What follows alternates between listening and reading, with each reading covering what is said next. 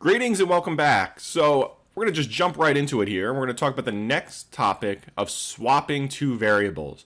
Well, what do I mean by swapping variables? I'm talking about swapping their values. So let's look at an example here where we have two variables declared, two integers, x and y, where x is declared and initialized to value 33, and y is declared and initialized to value 55. So in terms of swapping two variable values, the end result is that by the time we print x and y, the goal is to have x have the value 55 and y have the value 33, so that we swap the values between the two. And this actually tends to be a pretty common occurrence, is to be swapping values. Okay, and we'll see it as particularly it has applications in terms of sorting information and all of that. Okay, so I want to first show you something that does not work. Okay, kind of point out a common mistake and then describe why. All right, so I want to mention that right off the bat that this example we're looking at currently has a mistake. Okay, and we want to analyze why it has a mistake. So let's look at this short little code segment and let's discuss what's happening, right? And let's really trace it out and trace out what the flow is happening over time. So we've got these two variables, x and y. Okay, we've got these two variables, x and y. Okay, we've got two variables, x, and we have y here. Okay, and we're initializing x to be value 33 and y to be value 55. Okay, now you might think to yourself that we want of doing something like this, where these two lines, where we say x equals y, y equals x. And let's discuss what happens here if we do that. Okay, so if we look at this here, we say, well, x equals y. Well, what does that do, right? That changes the value of x to be the value of y, which is 55. And immediately, you should now see why there's a problem, right? Because where did the information that was preserved in x go? Well, it was overwritten, right? It's gone. It's overwritten. It's no longer there. So when we now get to this line down here, we say, well, y equals x, right? We're overriding y with the same number, 55. Okay, so when we print out x and y, right, the output is x is 55, y is also 55. We did not swap the values. Okay. So the solution to this relies looking over here of how to effectively do it, of how to effectively swap values. And the key thing here is it requires use of a temporary variable. Okay, here it's called temp val. Okay, so the solution requires use of a temporary variable to make this work. Okay, so let's trace it. Let's trace that solution. Okay, it's the same code here, just kind of freeing up some room. And let's look at what happens if we follow this approach. Okay, we've got x, we have y, okay, and we have our temp val. Okay, we're initializing those to 33, 55, and 0. Okay, the first three lines there. And now what we're doing is we're saying that temp val equals x. Okay, so temp val, that 0 is going to be overwritten with the value of x. And the key thing to note here is now we've effectively backed up the value of x. We have it backed up, we have it stored somewhere, right? So that now when we get to this line down here, x equals y, right? That when we overwrite this value of x with the value of y, well, that's okay because we still have the value of x stored kind of off to the side in that temporary variable. Okay, and then we could say y equals that temp value 33. Effectively now the values of y and x have been swapped. Okay, when we print them out, we're now going to say x is 55, y is 33. Okay, and that works. That's correct. Okay, That's the key thing. That's like the key principle there in terms of when it comes to swapping variables. But let me show you another example, and I'm going to show you one that really relates to using it in the context of arrays. So let's think of first. I'm going to just illustrate kind of conceptually what we're doing, and then I'm going to code it over in our IDE. Okay, so let's imagine we've got a array, and let's have it as an integer array, and let's have this array. Yeah, we'll make it size 5. Doesn't really matter the size. Okay, so size 5. So we have indexes, right? 0 through 4, right? Because we're always starting to count at 0. And let's just imagine the array, I don't know, just to kind of make sure the numbers look very different than the indexes. Let's imagine it starts at 21. And we just happen to have a count sequentially. Okay, I'm just throwing some values in there for, you know, obviously they don't need to be sequential, they can be whatever you want. So let's write a little piece of code that does the following. Okay, that prompts the user to enter 2 indexes, right? Remember, these down here are indexes.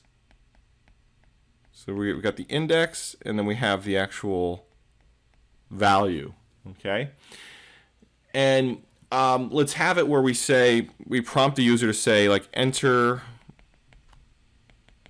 index 1, enter index 2.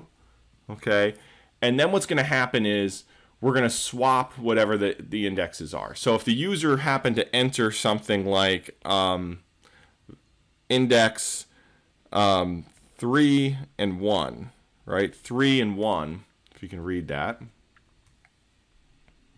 3 and 1.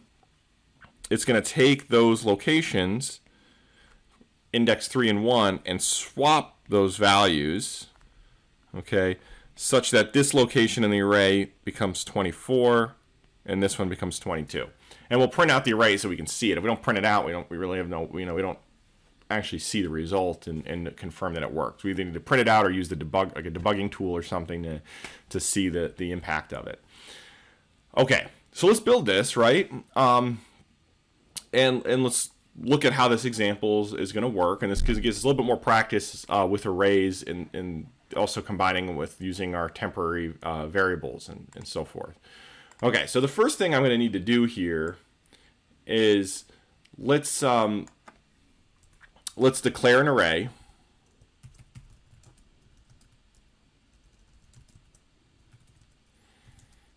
And I'll just call it A. And, you know, we could even make this a little bit more dependent, like just we can make the logic dependent on the size, so we're not hard coding the size, so we're not like having it as a fixed size that's always the same, so it depends on what the user enters. So we can even change this up a little bit and say, hey, let's let the user enter array size. Okay, and this way this array is going to get allocated to a certain size. And if we do it that way, we're probably going to want to have the user actually enter the array to initialize the array.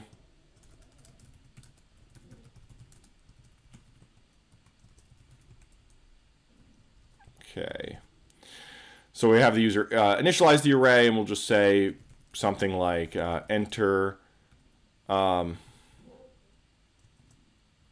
We'll prompt them for the index that they want to enter, the user. We have a place where they're going to store it. Or actually, we don't even need to do that because we could just do this. We have to scanf. We get the value from the user, and we're going to say we're going to enter it in that array location. Okay, remember, don't forget the ampersand. All right, so we could do that. So now we've declared the array, we've initialized it, we're prompting the user to do it the whole time. We've seen things like this before, but it's good practice. Okay. We haven't swapped anything yet. We haven't done any of the logic with the swap. And we're going to have the user enter 2 things, okay? And we're going to have 2 indexes, right? I'm going to call it index 1 and index 2. And matter of fact, if you can, we haven't really looked at this before, but I can declare 2 integers on the same line if I want to. You don't have to. You can do it separately, but I could use the comma there to do that, right? If you want to save, a line to make it a little easier, you can certainly do that. And we're gonna say have the user enter index number 1, scan F, get the value, right? Ampersand before the value. That's going to indicate that it's actually the address of where we're storing the value. We'll see more of that later on in the class, but for now, just kind of remember that we need to do that. Enter index 2. We're going to do that too. Okay, so now we're going to say enter index to swap. Okay. Now, and I want to point out here, notice this kind of use of comments. This what I would kind of consider the just want to make sure code organization is important, right? Let's just take a moment to look at this example and how the code's organized, keeping in mind that we're not, we're using comments in like an organized way. We're not commenting every line. That's not really helpful. It actually makes the code harder to read if you do that.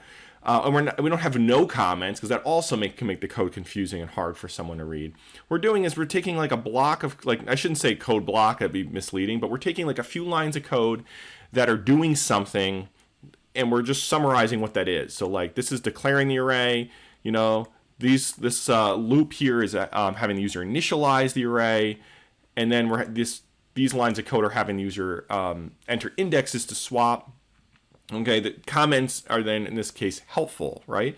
And then also just keeping in mind that we're indenting, right? We're indenting a code block which is defined by these open and curly brackets. Okay.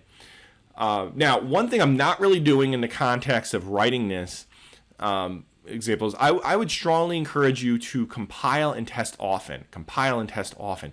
Don't really do like right now. I'm showing you like writing a whole bunch of code and then testing it. It's really better practice, especially as you're learning, to write small little bits of code, compile it, and test it often. It allows you that when you make a mistake, you identify it really early. If you try to do a ton of code all at once and then test it, you're going to have a problem somewhere in there, and it's going to actually take longer to troubleshoot it. So maybe following that advice, we can show you that right now. Let me see if I made a mistake, right? It's very easy to type something wrong or have a small logic error. I'm going to compile it. Okay, and I'm going to run what we have. It's not the completed thing. We're not swapping anything yet, but I'm going to just compile and run what we have and try to see if any problems have occurred yet. And if there are no problems, that's very helpful to know. We know that the code that we've written thus far, right, has been shown to work. And if a problem happens later on, we know that problem is likely in the newer code that we wrote after we tested.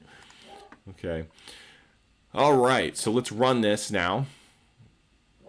So it says enter array size. Oh, so there is a problem, right? Enter array size, and it went straight to the next thing. What did I forget to do? You might have seen this when this is actually didn't do this on purpose, but it's a nice example of why testing and testing often is helpful. What did I forget to do here, right? Well, I forgot to put the scanf in there. It was easy to forget something, right? So what I'm going to do, I'm going to stop this, right? I prompted the user to enter the array size, but what I forgot to do is I forgot to actually say, hey, we actually have to get the user to enter it, okay? Right? Scanf gets the user to type in that value. So now let's compile and run this again, see if that fixed the problem. Enter array size, we'll say 5. Now I'm initializing the array, I can put whatever I want, right?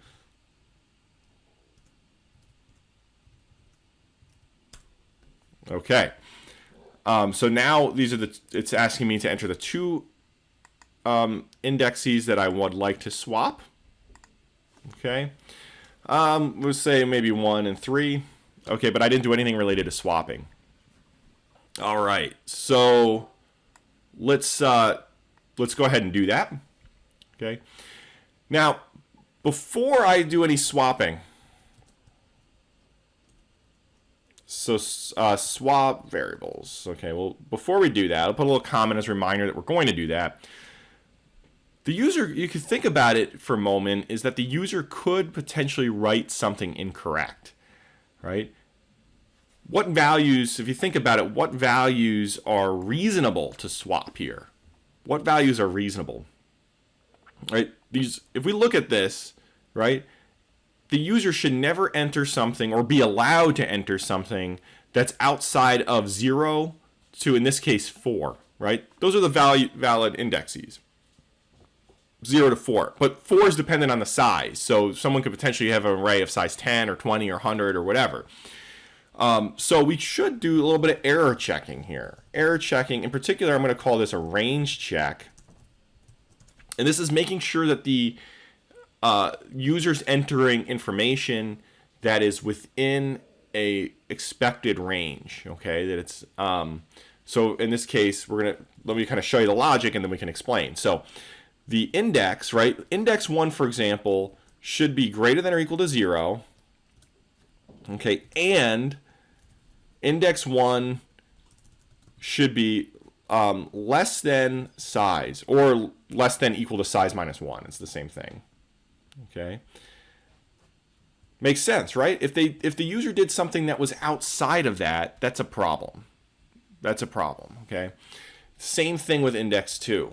Okay, right? If any one of these ends up being false, we want the whole thing to fail. So I'll show you what we're going to be doing in a second. So we're going to do the same thing with index 2, right? What we're doing is we're trying to check to see if the user did something that the user was not allowed to do, right? Or should not have done. This is, so if we fall here, user types something invalid. So we're going to just print an error message. We're going to say error, index must be between 0 and we can even print the size, right? Size minus 1. Okay. And if that happens, we could quit. We could say, hey, we just say the user did something they weren't allowed to do. We're just going to quit. Return is we're going to kill the program. If we're in the main, that leaves this code block here, this return, and effectively what you need to know about this line right now is it just basically ends the program, right? And it's going to indicate that the program ended in a failure, like something didn't go right. Okay, well, let's test this. Let's test this and see if things kind of make sense. Okay.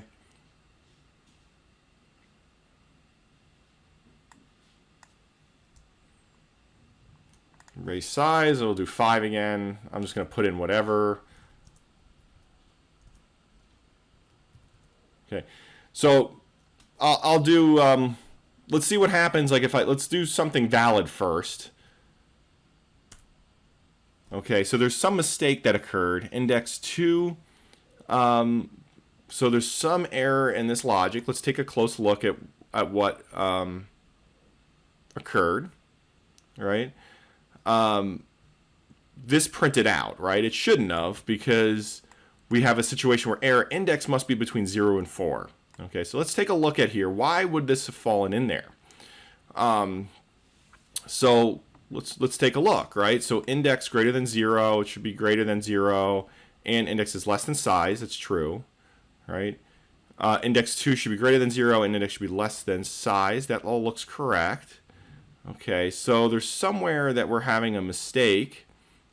Let's make sure I typed everything incorrect. Okay, sizes.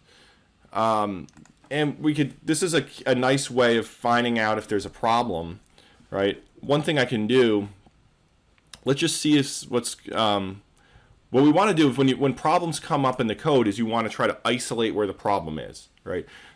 Bugs come up constantly. It's just the nature of doing stuff, right? You're going to make mistakes. You're going to have problems that come up.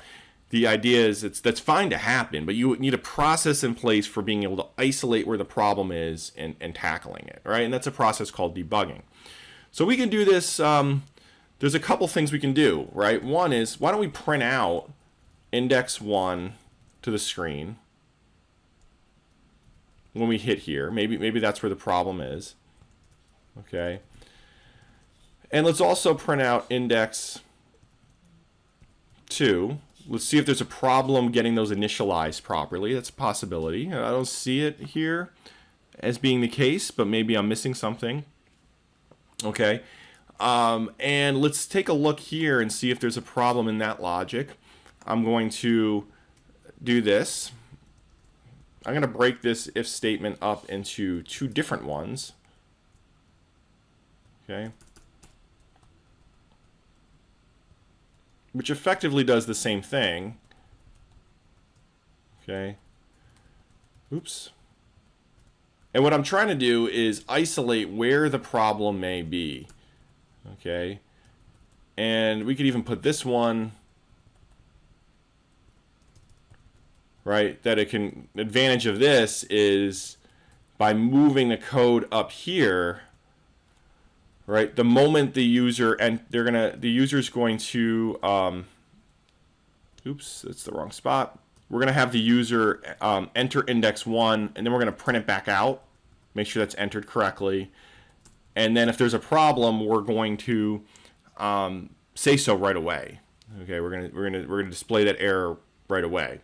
Then we're gonna have index 2 get initialized, print it out just as kind of a check to see if there's anything incorrect, and then we're going to print if there's a problem there. So this will help us kind of see where, kind of isolate where the problem may be occurring. Let's go ahead and do this again. Size 5. I'm just going to enter a whole bunch of information, so forth. Index 1, 4, or 2. Okay, that's it. Didn't like that. Okay. All right. So let's see. Why would that fall into that? Let's look at the code logic here. We printed index 1 is 2. So error index must be between. Oh, duh. Right? What did I do? Right? This is the opposite of what we want. Right? It's a dumb mistake, right? So we're saying this is the correct scenario, and we're printing out when the error occurs. So it's a kind of a dumb thing. Like we want this to be if it's less than 0 or greater than or equal to size. Okay, so just kind of it's very easy to make silly mistakes like that, right? But I think it's very useful. I actually want to make sure that we have these in the context of these videos, because honestly, what's either more or equally important to being able to, it's very rare somebody just codes a whole bunch of stuff without making mistakes. Very, very rare. Okay. What's much more common is you have small little problems and you have to work through a process for fixing them and debugging them. Okay. So we're going to do the same thing down here. And again, the issue is just that what we had is we were checking if it was what the condition should be for being successful, but then the code block is saying when it was an error. So it was doing the opposite of what we wanted. Okay. So what we really want is an error occurs if somebody enters an index that's below 0 or greater than or equal to size. Okay. If either one of those is true, it's an error. Right. Same thing down here. Right. Less than 0 or, okay, greater than or equal to size. Okay. Now, let me save it. Let's run that.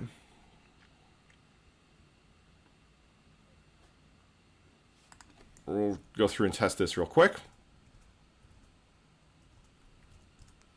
Okay, 2, 4. We can, right? These printfs were purely for debugging purposes, and we can go ahead and we can remove those. Right? Those are fine. Right? Using printfs to just print out what values is very helpful. You could also use the debugging tool. Okay, and we can do now. We should also test the failing condition. I'm not going to bother. I mean, we know that. Well, you know what? I'll do it. We'll do it real quick. Just to kind of comprehensively testing things is very important. All right, let's just go ahead and test that pretty quickly. So if I do something like index 1 is -1. For instance, we get our nice error message and then we quit. Okay, so now we're actually at the point where we can effectively swap the values. We can effectively swap the values. So let's go ahead and let's do that. Right, what we're going to do is we're going to say, okay, all right, I need a temporary variable. All right, I need a temporary variable, and I'm going to store the 1 from index 1. Okay, I need to back it up. We saw that earlier in the video. We need to back that up.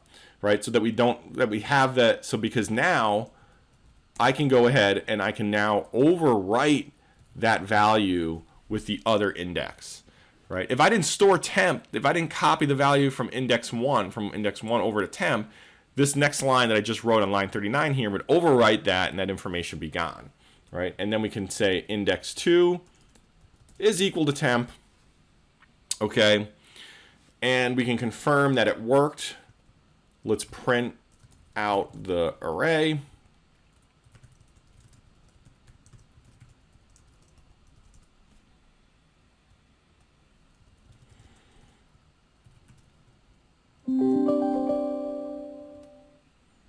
Okay.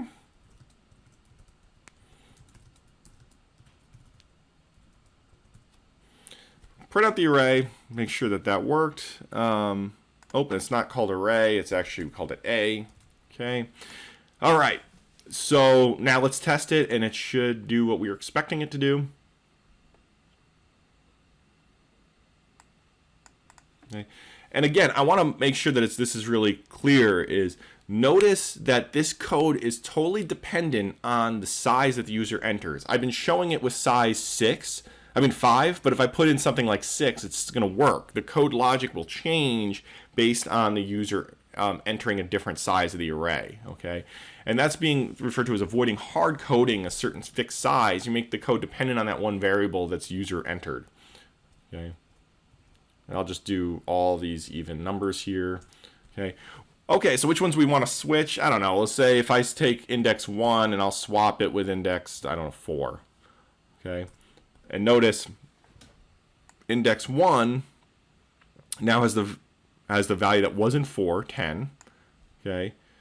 And index 4 has the value 4, which was in index location 1. Okay, so that all worked successfully. Okay.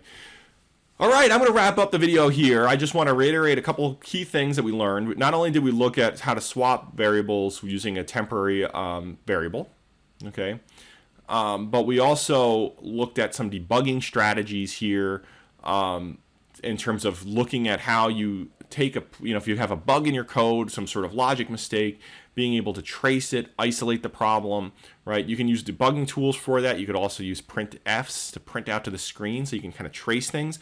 Key thing is isolate the problem, right? When you have something not working correctly, one of the first things to do is to try to say, well, where in the code is that problem, right? And you can take the whole code space and try to isolate and try to find, okay, it's got to be in this location. So you find the problem and you're able to fix it. Okay, that process is critical to being an effective programmer. A lot of it comes with practice, and you get a lot of practice doing that through this semester, but that will prevent you from having one problem that you're stuck on that prevents you from moving forward. So those types of strategies are key. Practice is critical. Homeworks, things like that, where you're building stuff and you're working through it and you're developing those skills. All right, so that's the end of this video, and thank you for watching.